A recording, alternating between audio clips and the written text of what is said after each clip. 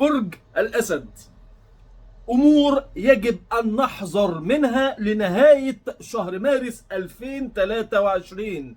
أنا مركز معاكم أول 10 أيام الأخر دول علشان بأمر الله تعدوا أو يعدوا علينا وإحنا بأمر الله مبسوطين، خاصة إن إحنا داخل علينا رمضان، وكل عام وأنتم بخير. أمور هامة يجب أن تحذروا منها لآخر أو آخر 10 أيام من شهر مارس. هتكلم معاكم بالتفصيل، لكن ما تنسوناش الاشتراك والدعم للقناة. ده لو حابب تشوفنا تاني، الاشتراك بيسهل ان اي حلقة ليا تظهر لك على طول، اشتراك وتفعيل الجرس. ايه الحكاية؟ امور هامة جدا تتعلق باختياراتك، انا بحدد بالظبط، تتعلق باختياراتك وايضا تتعلق بخفايا امور لا تعلم عنها شيئا من الممكن ان تظهر على السطح. هتكلم عن امور خطيره جدا نحذر منها حتى نعبر ال10 ايام القادمين بسهوله من غير اي توتر. اللي عايز قراءه خاصه انتظرنا اخر حلقه عشان اقول له ازاي القراءه بتتم، لكن هي بفضح لك نوايا الناس حواليك وبكشف لك كل شيء في حياتك. ونبدا على طول في حلقه هامه جدا لحبايبي برج الاسد. السلام عليكم ورحمه الله وبركاته.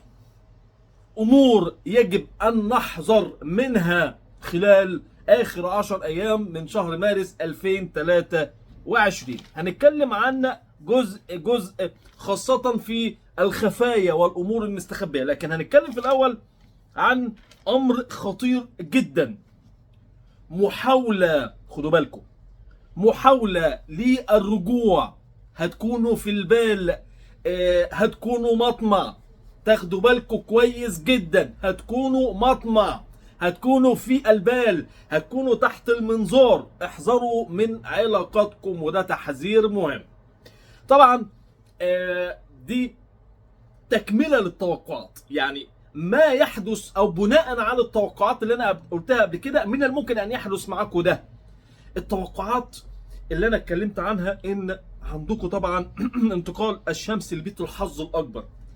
فانا بقول النتيجه اللي ممكن تحصل ليكم وتحذروا منها، ان انتوا هتكونوا تحت المنظار. كمثال، هتكونوا مطمع، هيكون في اختيارات ليكم لو متسرعه ممكن تكون خاطئه. احذروا من علاقات تسعى للتواصل معكم من اجل طمع او مطمع او هدف، هدف ليه هو مش هدف كويس. يعني ممكن يكون لاي هدف انت طمعان فيك، في ستايلك، في اي شيء عندك، مالك. احذروا من ده. ده نقطة خطيرة جدا هتحدث مع الكثير، خاصة نساء برج الاسد.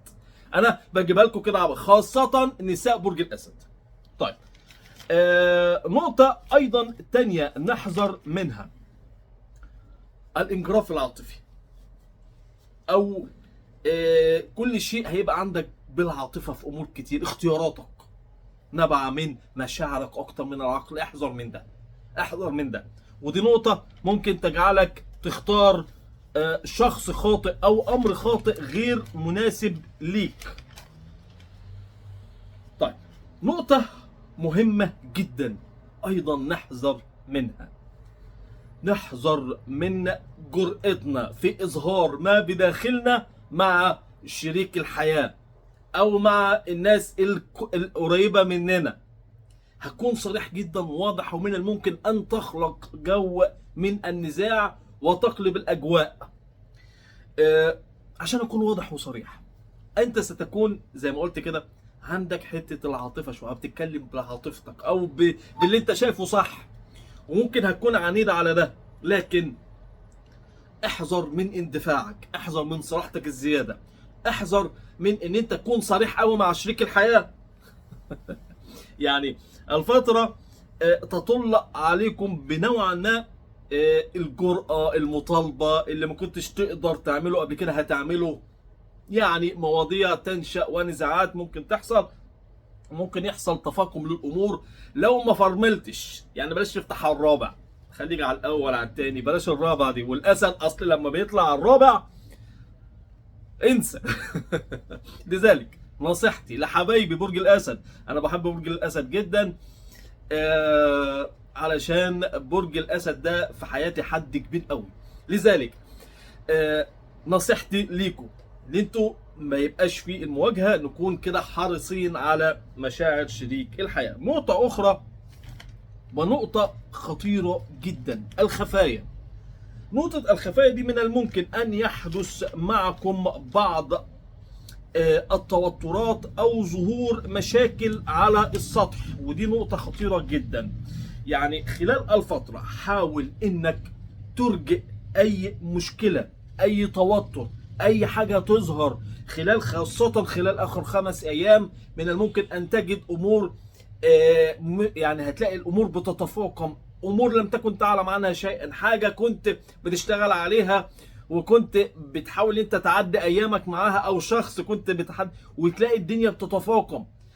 خطأ في الشغل من الممكن ان يحدث، لذلك احذروا كثيرا من الخفايا. ايضا لا تثق باحد كثيرا، يعني ده برضو نصيحتي. الثقة الزيادة، تاني الثقة الزيادة اخر 5 ايام من الشهر ستجعلك في مواجهة صعبة، ستجعلك في مشكلة صعبة.